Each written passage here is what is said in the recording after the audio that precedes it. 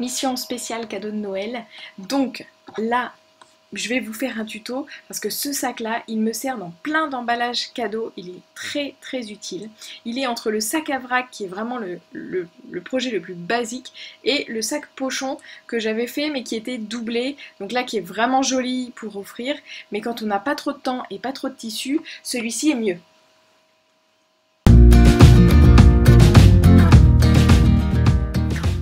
Alors déjà d'habitude, la lumière de mes vidéos n'est pas terrible, mais là, on atteint des summums.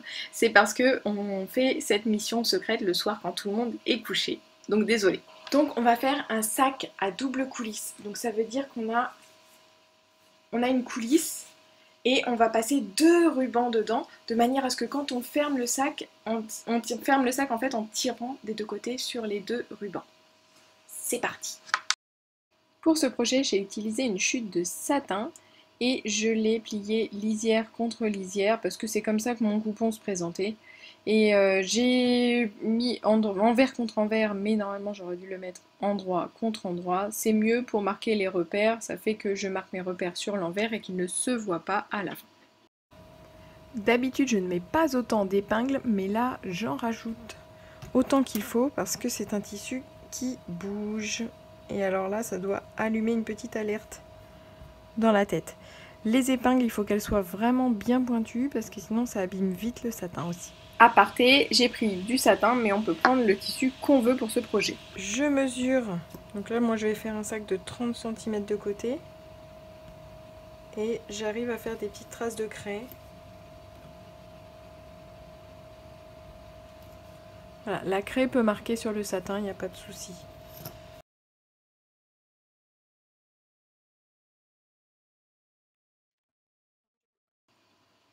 Ensuite, je peux découper.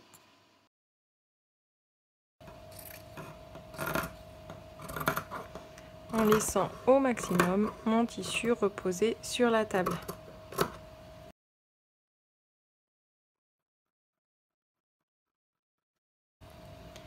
Je recoupe la lisière parce qu'elle va être trop large. En fait, je laisse juste là les 2 lignes de trous. Ensuite, je vais surfiler les bords de mon coupon sur le côté. Donc, pas la peine de le faire en haut puisqu'on va faire un petit ourlet. Alors, j'ai fait une vidéo pour ceux qui ne savent pas du tout ce que c'est surfiler. Je vous la mets en haut de cet écran.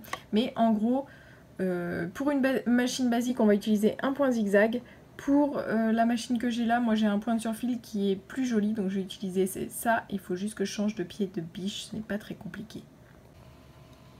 Là, je mets le pied G. Si vous avez une machine browser de la famille FS40, normalement, vous avez aussi ce pied-là. Donc, vous voyez, je l'installe, c'est très simple. Ensuite, je sélectionne le point 6 que je viens de vous montrer.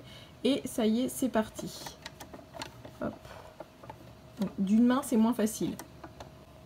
Voilà, ce que j'ai essayé de faire, c'est de mettre les 2 fils derrière, comme ça. Je sélectionne le point 6, qui est là. Le but est de piquer vraiment au bord, un point sur le tissu, un point en dehors du tissu, et là on a vraiment un guide, il suffit de mettre notre tissu le long du rebord qui est ici. Voilà ce que ça donne. Donc quand je positionne bien mon tissu, ça fait ça. Quand je le positionne un petit peu trop loin, ça replie un petit peu, mais le rendu est ok. Ensuite, on a nos 2 pans de tissu qui sont repliés l'un sur l'autre comme ceci. Et on va venir coudre ici tout au bord et on s'arrête à 4,5 cm du bord du tissu. Donc là, je vais mesurer 4,5 cm et je vais m'arrêter ici. Ici, je fais pareil. J'ai déjà mis. Voilà. Maintenant, je vais coudre un peu de point droit depuis le bord jusque ce repère-là. J'ai remis mon pied normal.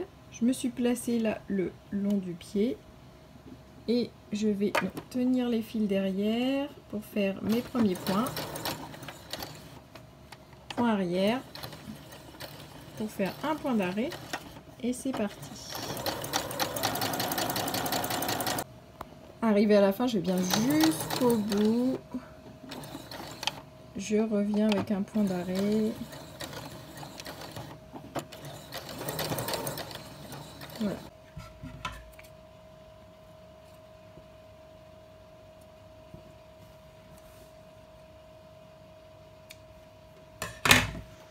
Et ensuite, je vais m'occuper de mon ourlet. Donc l'ourlet, on va, attention, ouvrir la couture et venir refermer comme ci et comme ça.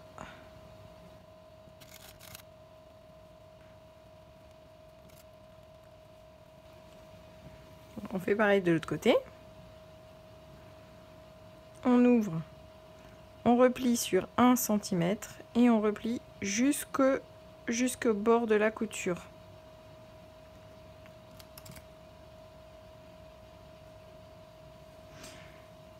Le but là, c'est d'avoir la couture ouverte ici et un petit trou ici pour passer la petite cordelette ou le ruban ensuite. Et on replie pour faire, en fait, c'est ce qu'on appelle une coulisse.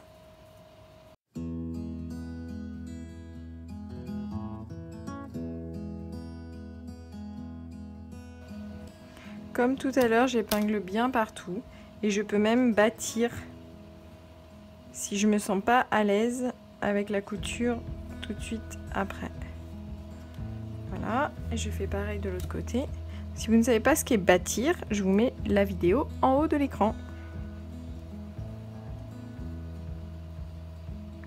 Je replie sur 1 cm, puis je replie pour être à peu près au niveau de l'autre en face.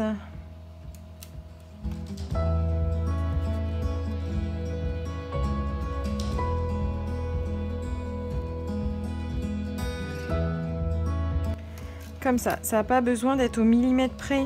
On se prend pas la tête parce que le tissu en lui-même est déjà prise de tête. Voilà, et là moi je conseille de vraiment en rajouter presque tous les 2 cm.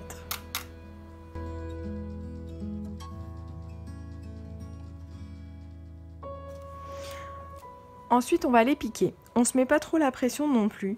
Là, comme on a piqué les épingles dans ce sens-là, on va pouvoir passer dessus par erreur. C'est pas très grave, mais on va éviter autant que faire se peut. Donc là, notre piqûre va être visible ici. Donc, on va faire attention de bien tenir les fils au départ pour ne pas faire un petit nœud. Comme c'est relativement épais, je vais rajouter un demi-millimètre à ma couture. Si mon sac est assez petit, je peux enlever le bras là pour pouvoir glisser mon sac ici autour de ce bras restant. Comme ça. Là, j'ai enlevé l'épingle qui tenait, j'ai piqué mon aiguille tout de suite pour bloquer le tissu et je vais abaisser mon pied de biche. Là, je pique tout de suite mon aiguille en tournant cette manivelle sur le côté.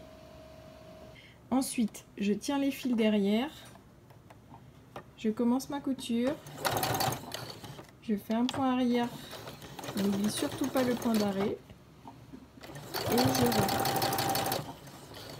Hop là. J'évite de passer sur les épingles, si ça arrive ce n'est pas très grave.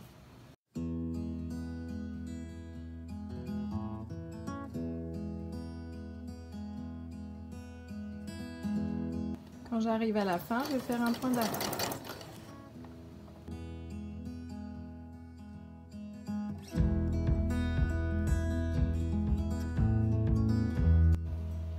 Là, je me rends compte que je suis pas tout à fait en phase, donc je vais réajuster le tir.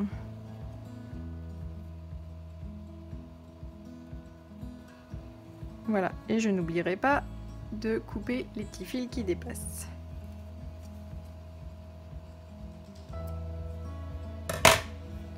C'est parti pour l'autre côté. Comme d'habitude, on coupe les fils au ras et on retourne l'ouvrage sur l'endroit. Et je n'ai plus qu'à passer mes rubans dans les coulisses. Pour mon ruban, j'ai besoin de 2 rubans qui vont faire chacun 2 fois le tour et revenir sur 10 cm. Donc, je m'explique. Voilà, il faut qu'il y ait un ruban qui passe ici, qui revienne ici. Et là, il faut qu'il reste 10 cm en plus. Donc ça fait 20 cm en plus de la longueur du sac. Donc là, j'ai pris la mesure pour un seul. Et maintenant, je vais en découper un autre de la même longueur.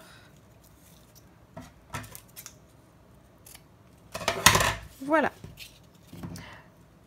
Donc je vais vous dire combien ça fait en tout en fonction de la grandeur du sac. Donc on avait dit qu'on prenait 30 cm. Comme j'avais 1 cm de marge de couture, je suis arrivée à 28 cm de largeur. Et donc là, logiquement, j'ai 2 x 28 plus 20. Donc ça fait 58, 56 plus 20, 76 cm. Vérifions avec un mètre. Ouais, voilà. J'ai pris un petit peu plus. Pour passer notre ruban, on va prendre une épingle à nourrice. On pique dedans. Et c'est parti.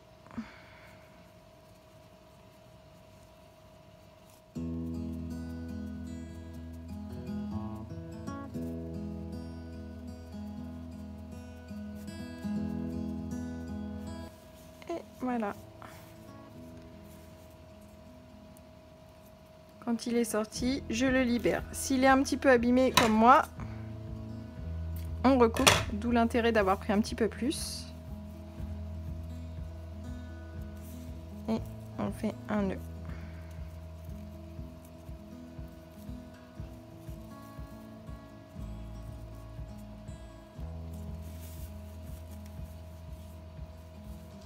On fait pareil avec le deuxième passant. Donc cette fois-ci, on va commencer à l'opposé. Donc là, j'ai terminé ici et je recommence ici.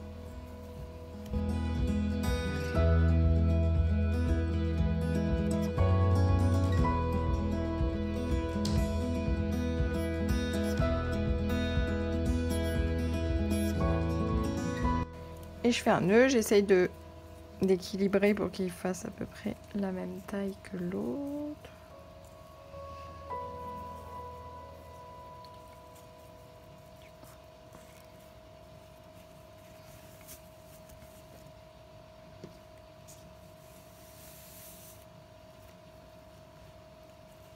C'est terminé.